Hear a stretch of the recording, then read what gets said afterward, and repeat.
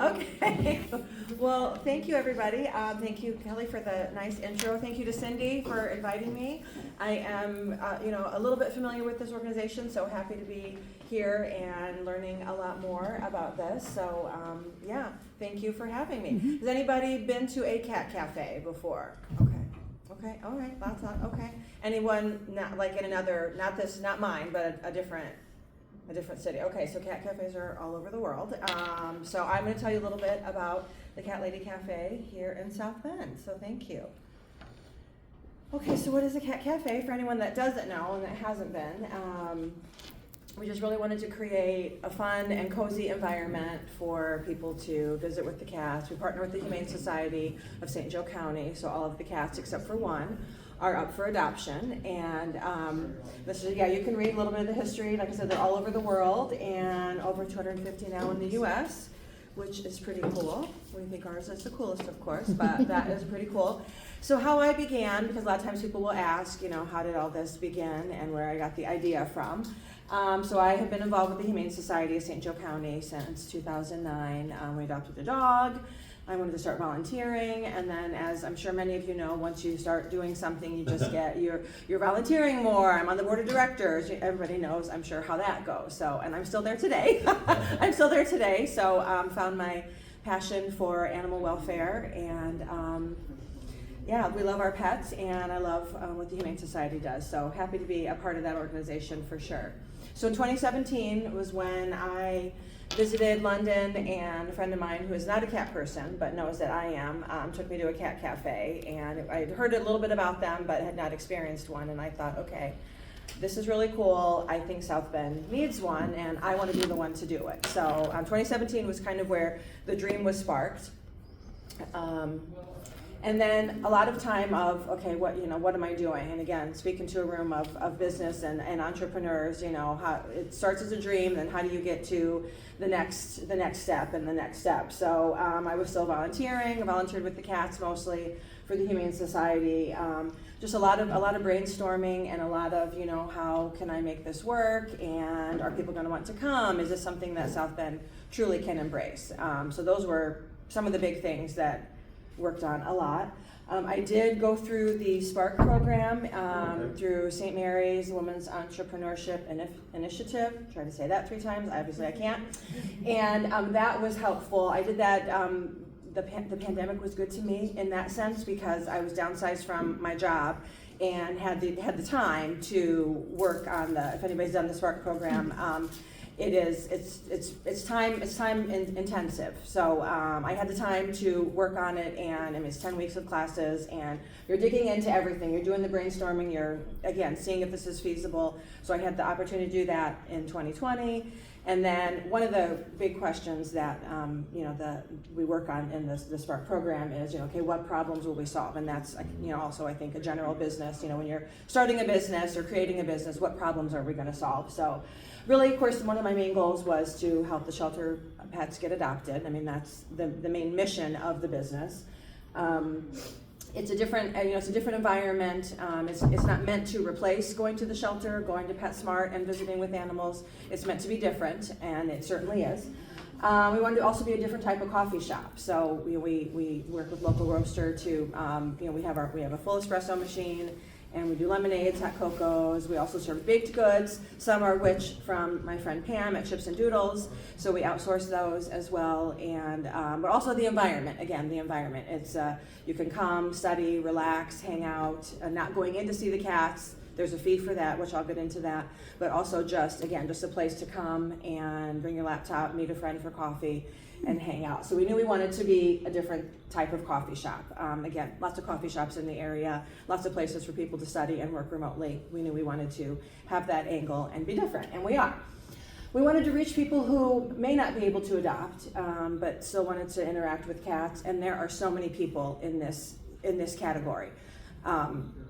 College students are a large demographic of our visitors. We knew that before we started, and we have seen that now. We've been open a little over 2 years.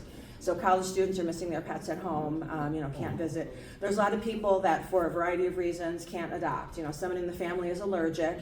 Mom's allergic, so dad will bring the, kids are begging for pets, as I'm sure many of you know.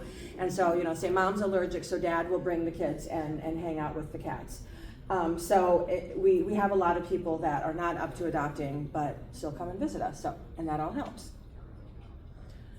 So in 2022, we got the keys. We're located in the Commerce Center, which is just on the river on the edge of downtown South Bend. We've been there, like I said, 22, we got the keys, and we opened in March of 23. It takes a village, as everybody knows, to get a business going. So, I've never made coffee before, so I'm learning how to make coffee. We work with Bendix Roasters, if anybody's familiar with them. They used to be in South Bend. They roast out of Elkhart now, and we carry their coffee beans. And again, taught me how to do this. And then friends who are, painting and putting in the work to get it going, as I'm sure many of you have had friends that have helped you get your businesses going. So our first few days, our first several adoptions here. So again, the best part about it is watching people get to, again, spend an hour. So it is $11 per person for an hour to hang out in the cat room. So people are coming in, again, many that are coming to adopt, just as many now that we've been open for 2 years, I can say. It's about 50-50, who's coming to adopt, who's coming just to hang out with the cats.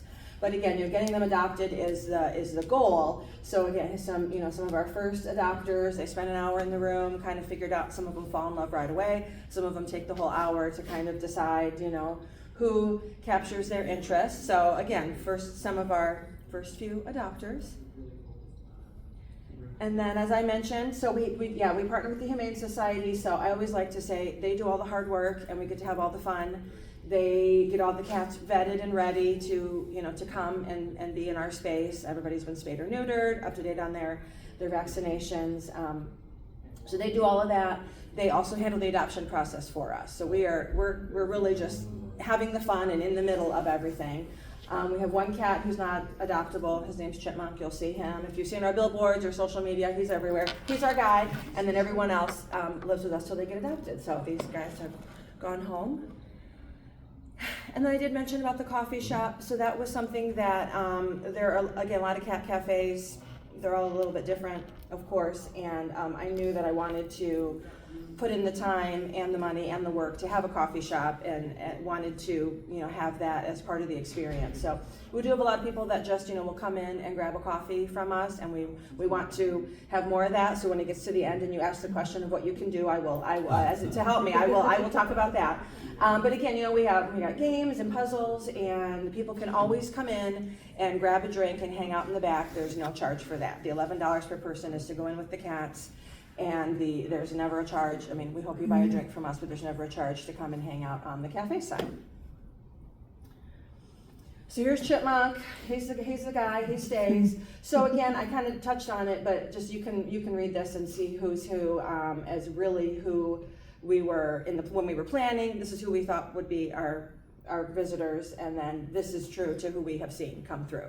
So, again, we've got the crazy cat people. You guys, there are so many people that have so many cats already. They're like, nope, I have X number of cats. People are telling me they have 8, they have 10. I'm like, oh my gosh, you could have your own cat cafe at your house. So people have so many cats already, they don't need any more, but they still want to hang out with cats. So I say, if you're not a cat person, I know this sounds crazy to a lot of people, and I get it. But so there's a lot of crazy cat people, and I'm so grateful for that. And then again, our adopters, people know that sometimes it's hard for people to go into a shelter, or when you're walking around PetSmart and you're, seeing the cats, again, and those are not ever negative for me to say those things. It's a different experience. So we are meant to be, you come in, we have couch and comfy chairs in the cat lounge, so you're sitting on the couch and you're interacting with the cat. So you get an idea of, this might be what it's like when this cat comes to my house. So that was what we wanted. Again, I talked about the college students, and then, families with children. For as many people that have pets, there are still people that don't have pets, that have not.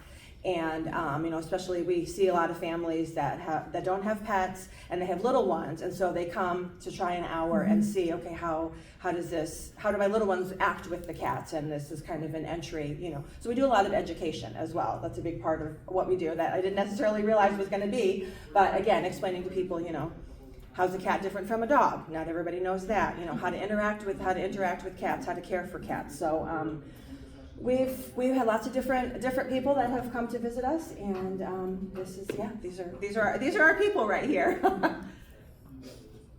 So I talked about some of our partners. See, you like that, partners? You know, you said right now, partners. So of course the Humane Society, and I talked about Bendix Roasters. We are, you know, we're on the fringes of downtown, so we're happy to partner with Downtown South Bend and also the Chamber. I have, you know, found value in those. And then Naturally Fresh, it's a national brand of cat litter. And the national sales rep happens to live in Granger, and saw soon after we had opened and said, hey, we want to partner with you. And so I was like, okay, you know, let's chat and see what that looks like. I had no idea. So Naturally Fresh donates all the litter that we use in the cat lounge, so I don't have to pay for cat litter, which is amazing.